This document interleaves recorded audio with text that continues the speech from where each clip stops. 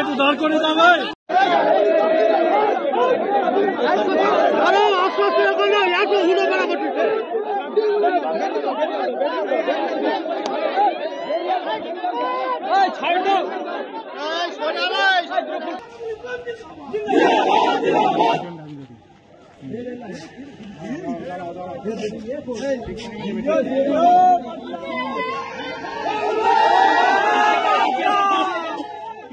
সামনে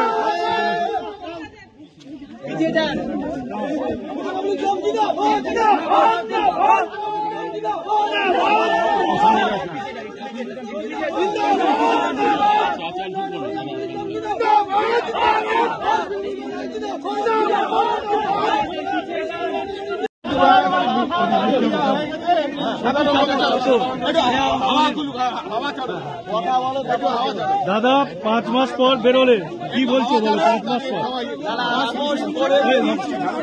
আমি আবার বলছি যে 5 মাস পরে বেরিয়েছি।